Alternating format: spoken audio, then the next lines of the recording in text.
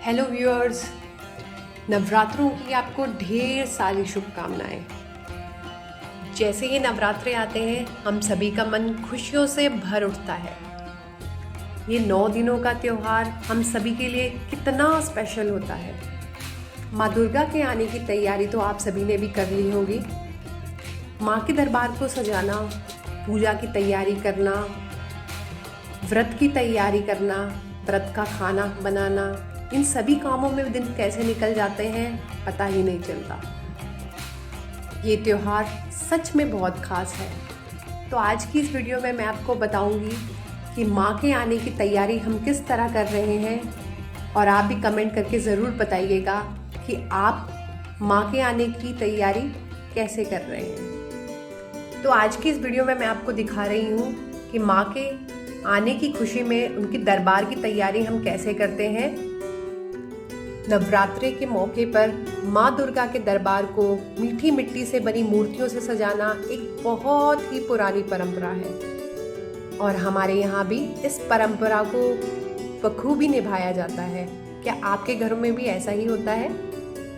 मुझे लगता है कि त्योहारों पर अपनी संस्कृति से जुड़े रहना बहुत ही ज़रूरी है, और यही तो हमारी पहचान है। क्यों? ठीक कहा ना मैंने? सच कहूँ तो माँ दुर्गा के दरबार को मिट्टी से सजाना एक बहुत ही अमूल्य और पवित्र अनुभव है। ये बहुत ही प्यारी फीलिंग है। शायद आप इसे समझ पा रहे होंगे।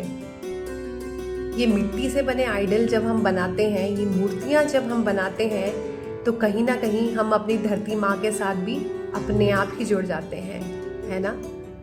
आप सोच रहे होंगे कि मैं ये सब कहानी की तरह सुना रही हूँ, बट सच बताऊं, जब ये मीठी मिट्टी से बनी हुई मूर्तियां हम बनाते हैं तो ये फीलिंग्स हमारे मन में खुद ही आ जाती हैं। इसीलिए आपके साथ भी शेयर कर रही हूँ। जब हम मिट्टी को लेकर माँ दुर्गा की मूर्तियां बनाते हैं, माँ दुर्गा के दरबार की मूर्तियों का सामान बनाते हैं, तो हम अपने आप को एक हद तक अपनी संस्कृति के साथ जोड़ते हैं। मिट्टी के स्पर्श से, मिट्टी को छूने से, हम मिट्टी से जब हम मूर्तियाँ बनाना शुरू करते हैं तो कहीं ना कहीं ये फीलिंग अपने आप आने लगती है कि हम भी इसी धरती का एक अंश है ना? अब देखिए, इसमें दो बहुत ही खास बातें हैं। एक तो ये मिट्टी से बनी मूर्तियाँ हमारे नेचर को हार्म नहीं करती, उन्हें कोई नुकसान नहीं पहुँचाती। यानी कि जब हम इन्हें विसर्जन करते हैं तो ये हमारे नेचर को किसी प्रकार से परेशानी नहीं पहुंचाती, कोई नुकसान नहीं देती। और दूसरा ये कि मूर्तियां बनाते हुए हम ये भी ध्यान में रखते हैं कि जो हम कलर इसमें यूज़ कर रहे हैं, जिन रंगों से इन मूर्तियों को सुंदर सुंदर सजा रहे हैं, ये रंग भी इको फ्रेंडली हो। तो नवरात्रि के इस महत्वपूर्ण त्योहार पे, जो हमारे लिए बहुत ही स्पेशल है, मिट्टी से बनी मूर्तियाँ बनाकर माँ दुर्गा के दरबार को सजाना हमारे लिए एक मौका है, एक पवित्र और धार्मिक अनुभव को जीवित रखने का। आपको भी यही लगता है ना?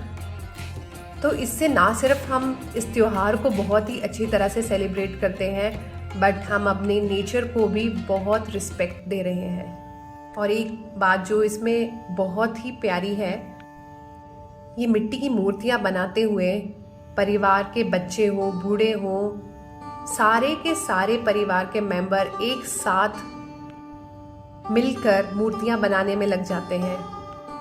कहीं हंसी के ठहाके हैं, जो आपस का प्यार है परिवार का, वो ये मूर्तियाँ बनाते हुए और भी बढ़ जाता है।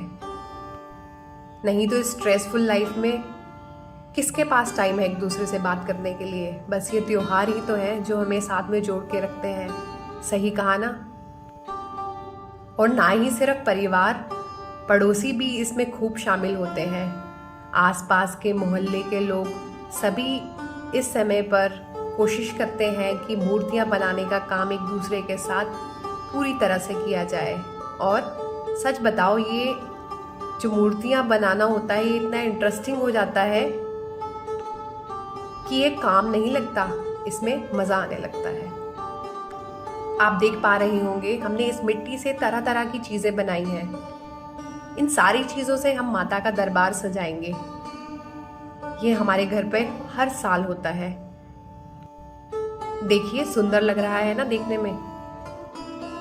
मिट्टी को लाने से लेकर मिट्टी को भिगोना, मिट्टी को गूंथना, उसे रुई डालकर तैयार करना और फिर आकार देना, कितना सुंदर है सब कुछ।